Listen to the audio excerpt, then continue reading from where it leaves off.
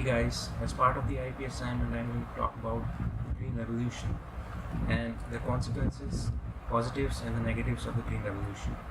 So, in 1960s, India grew a concern about its sustainability and whether or not it will be able to grow food that is necessary to sustain its ever-growing population.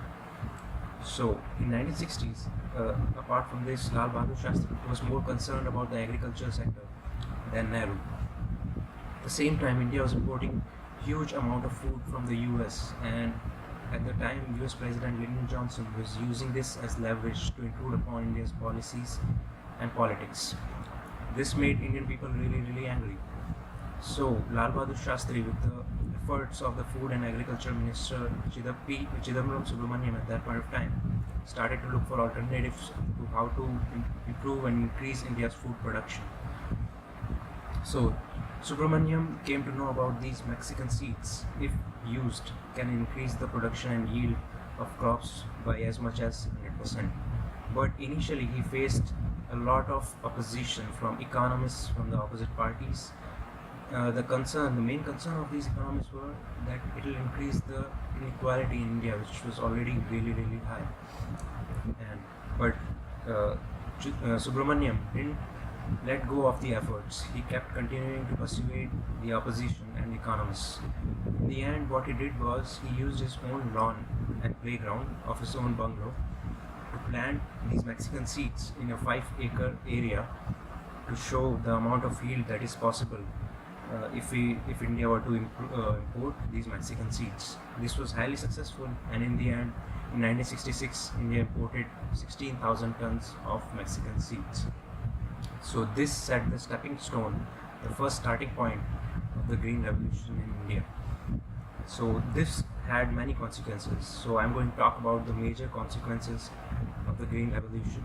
So first was land reform. In order to improve the efficiency of farming in India, larger farmland were needed to increase the efficiency. But in India, due to the laws of divided inheritance, in which a farmer upon his death used to divide his land equally among his sons, the large land was not available.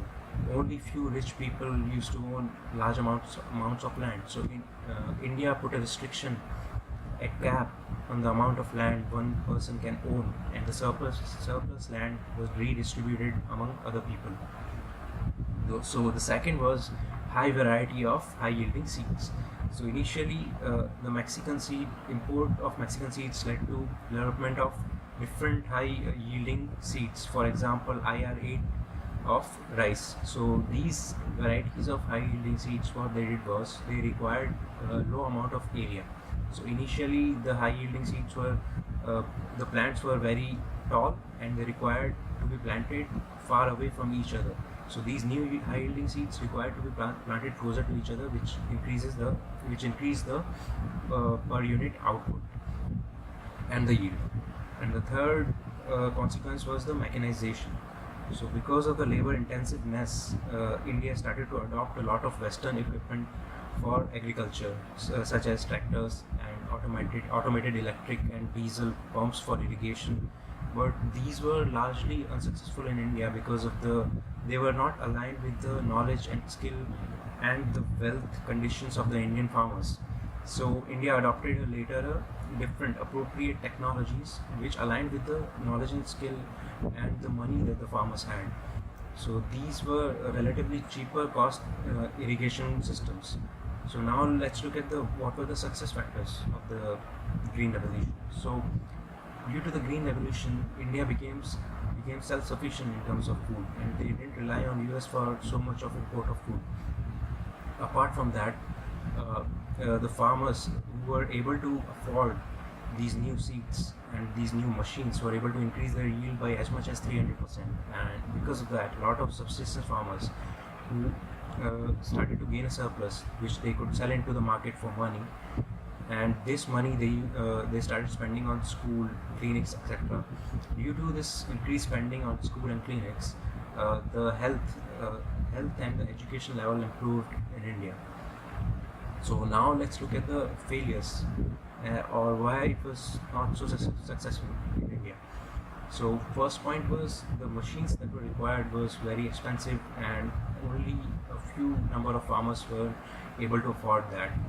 And because of that, the income inequality, because of only rich farmers being able to afford the machines, the income inequality increased. Second, a lot of farmers in India was tenant farmers, so they were not even able to afford the high yielding seeds. So the income disparity grew really high. The third the third point was the disparity between the states and the regions. So because these seeds were imported only into the states which had enough water supply and enough fertilizers, so only states like Haryana, Punjab, and Western UP were able to gain advantage of the seeds, and the other states, southern states such as Tamil Nadu and Andhra Pradesh, were not able to utilize the advantages of these seeds. So this resulted in growth of interstate disparities. So apart from that, some farmers took loans in order to purchase these high-tech equipments that were required, and that increased their debt level, and this also increased the suicide levels among farmers. So these were a few of the points I want to talk about. Hope you enjoyed it. Thank you.